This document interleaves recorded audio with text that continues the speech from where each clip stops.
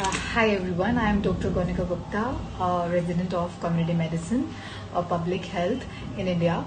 Today I am here to share something about monkeypox, as by now we all are aware that WHO has declared monkeypox as a global health emergency. So what is monkey pox? Monkey pox क्या है? Monkey pox एक illness है जो monkey pox virus से होती है.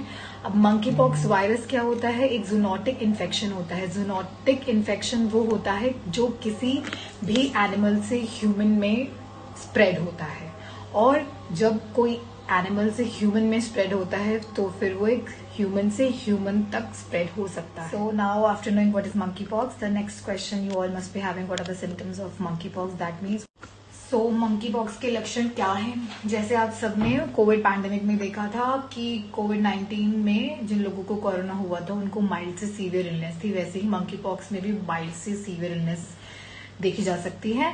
सो इसमें commonest symptoms क्या क्या रहेंगे मंकी पॉक्स के?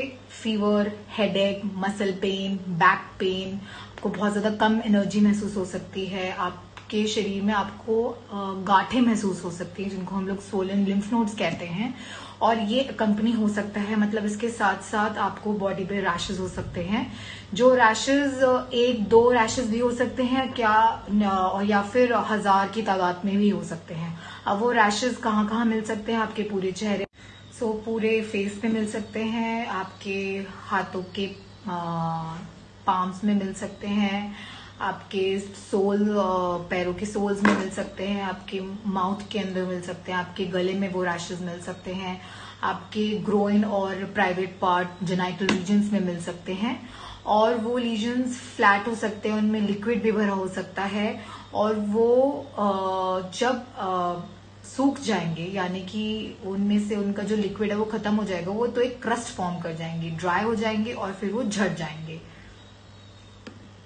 सो continuing the symptoms of monkey pox, ये जो लीजन्स हैं, ये लीजन्स ये बताते हैं कि आपकी बॉडी में काफी ज्यादा मात्रा में ये वायरस इन्फेक्शन कॉज कर रहा है, इसलिए आपको इतने सारे लीजन्स या रैशेज हो रहे हैं, और ये धीरे धीरे ये रैशेज सूखेंगे, क्रस्ट फॉर्म करेंगे, शेड होंगे और एक नई स्किन आएगी.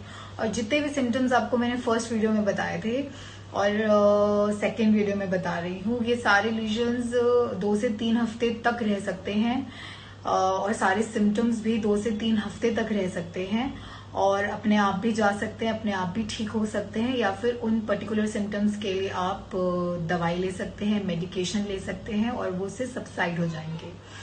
So anyone who has these symptoms can definitely have or could be of monkeypox, or who has been in contact with someone who has had monkeypox should call or visit a healthcare provider and see. So by now a little insight you might all have got about monkeypox. I would like to give more information about what is person to person contact and what is a fomite transmission. तो person to person contact जो हमने बताया था कि monkey pox में पहले animal to human फिर human to human transmit हो सकता है. तो पर्सन टू पर्सन कॉन्टैक्ट कैसे हो सकता है? फॉर एग्जाम्पल, अगर किसी को मंकी पॉक्स के रैशेज हैं, तो अगर वो सिम्टोमेटिक पर्सन किसी और से direct face to face, skin to skin, mouth to mouth या फिर माउथ टू स्किन कांटेक्ट में अगर आता है तो उसको उस तरह स्प्रेड हो सकता है. स्टिल फोमाइट ट्रांसमिशन वो होता है जैसे किसी को स्किन पे लीजन्स है मंकी पॉक्स के, तो वो उसकी स्कैबिंग हो रही है और उसी स्कैबिंग के दौरान उसने अपने हाथ पे स्क्रैच किया, वही इन्फेक्टेड हाथ से उसने ग्लास पकड़ा, कोई सामान पकड़ा, वही किसी और ने भी सेम ऑब्जेक्ट को यूज किया, तो उससे वो फैल सकता है. जब स्कैब्स झड़ते हैं तो वो आपके कपड़ों में लग सकते हैं, आपके टाल में हो सकते हैं, आपके बेडशीट में हो सकते हैं, आपके हैंकरचीफ में हो सकते हैं, और अगर वो फ्लेक्स जो आपकी स्किन से शेड ऑफ हो रहे हैं, अगर आप वो इनहेल भी कर लेंगे तो भी आपको उससे इन्फेक्शन हो सकता है मंकी पॉक्स का. One more question arises that who are the ones who are at risk of catching monkeypox? First of all, people who are traveling from the countries where currently there are rise in infection of monkeypox. Secondly, all the healthcare handlers who are taking care of the patients infected with monkeypox. Thirdly, a person who is coming in direct contact with the infected person having monkeypox. They all are at risk. Other than that newborn बच्चे जिनकी immunity नहीं है, young children, या फिर वो लोग जिनको already कोई इम्यून डिफिशिएंसी है, वो सीरियस सिम्टम्स के रिस्क पे हो सकते हैं. और यही सारी चीजें जिस टाइम पे कोविड-19 भी आया था तब भी यही ग्रुप था जो हाई रिस्क पे था टू एक्वायर कोविड-19 infection from an infected person. So definitely after knowing all these things, one must ask, of course, if I would have been there, I would have asked that how can I protect myself and others against monkeypox. So definitely by reducing your risk of catching monkeypox is by limiting yourself in coming in close contact with the person who is already infected or is suspected of having monkeypox, or with animals who could be infected. Clean और disinfect करें environment को जो contaminate हो सकती हैं virus से. अपने आप को इन्फॉर्म्ड रखें, आसपास अपने एरियाज में जानकारी रखें कि आपके एरिया में तो नहीं फैल रहा मंकी पॉक्स.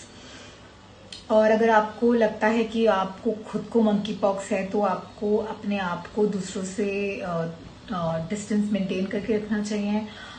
खुद को इन्फेक्टेड पर्सन को आइसोलेट कर लेना चाहिए जब तक उसके लीजन्स सबसाइड नहीं हो जाते, उसके रैशेस ठीक नहीं हो जाते, और उसको जो भी सिम्टम्स हों उसके अलावा जैसे सर दर्द, बुखार, कमर दर्द या जितने भी सिम्टम्स हैं मंकी पॉक्स के, जब तक सबसाइड नहीं हो जाते उसको अपने आप को आइसोलेट रखना चाहिए सबसे, और नियर बाय हेल्थ फैसिलिटी को इन्फॉर्म करना चाहिए. तो इस तरह आप मंकी पॉक्स से खुद को और अपने आसपास सबको प्रिवेंट कर. सो अगर किसी को मंकी पॉक्स इन्फेक्शन हो गया है और उसको माइल्ड सिम्टम्स हैं, उसके डॉक्टर ने उसको घर पे आइसोलेट करने के लिए क्या कहा है, तो उसको अपने घर पे रहने वाले लोगों को भी इन्फेक्शन होने से बचाना होगा. तो वो कैसे बचा सकते हैं? अपने आप को एक सेपरेट रूम में आइसोलेट करके, एक सेपरेट बाथरूम या क्लीनिंग यूज करके अपने लिए टच सरफेस को वो क्लीन करे सोप या वाटर से या किसी भी डिसइंफेक्टेंट से जिस पे भी वो अपने हाथ लगाए.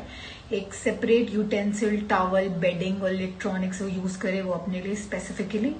अपने खुद के लॉन्ड्री करे, अपने खुद के कपड़े उठा के रखे, अपने मटेरियल्स को किसी एक पर्टिकुलर प्लास्टिक बैग में रखे फेंकने के लिए या वॉश करने के लिए, सो दैट वो इन्फेक्टेड मटेरियल किसी और अनइन्फेक्टेड मटेरियल के कांटेक्ट में ना आए. अपने रूम के विंडोज क्रॉस वेंटिलेशन के लिए, अच्छे वेंटिलेशन के लिए बीच बीच में वो ओपन रखे. घर में सबको एनकरेज करे कि वो अपने हाथ को सैनिटाइज करें या फिर अपने हाथ को रेगुलरली सोप एंड वाटर से वॉश करें. Also, because of some circumstances, if you can't be in a separate room, so if you are living in the same room with someone else, you should always keep your all lesions covered with a bandage or with a cloth. Ask the other person to use a mask and use a mask as well. Also ensure कि skin rashes should be cleaned with antiseptic solution. If the lesions or rashes are very extensive and multiple in number, should be covered with light dressing. The lesion should not be scratched or touched. In case of any secondary infection, antibiotics must be taken. In case of genital ulcer, sitz bath leni chahiye. For sitz bath or other information, if you want to know, please let me know in the comment. Skin rashes should be cleaned with antiseptic solution. If the lesions or rashes are very extensive and multiple in number, should be covered with light dressing. The lesion should not be scratched or touched. In case of any secondary infection, antibiotics must be taken. In case of genital ulcer, sitz bath leni chahiye. For sitz bath or other information, if you want to know, please let me know in the comments. For oral ulcer, it is recommended to do warmal saline gargles, गरारे करने चाहिए. और अगर ज़्यादा ulcers हैं, painful ulcers हैं, तो उसके लिए एंटी इन्फ्लेमेटरी जेल आती है जो उस अल्सर्स के पेन को कम कर देती है और उस लीजन को जल्दी से हील होने में हेल्प करती है. अगर आँखों में इन्फेक्शन है, कंजक्टिवाइटिस है, रेडनेस है, वो धीरे धीरे अपने आप भी जा सकती है। अगर नहीं जाती है तो आप किसी आई स्पेशलिस्ट को दिखा सकते हैं। ऑल्सो जिसको भी मंकी पॉक्स है उसको अच्छे से खाना खाना चाहिए, गुड न्यूट्रिशनल फूड लेना चाहिए, should keep themselves hydrated by drinking lots of water and encourage little exercise if feels better. Also for fever, should take sponging or paracetamol. Itching और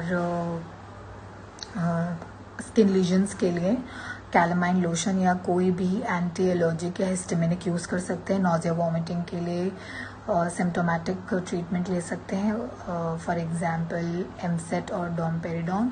हेडेक के लिए पैरासीटामोल ले सकते हैं, एडिक्वेट हाइड्रेशन रख सकते हैं।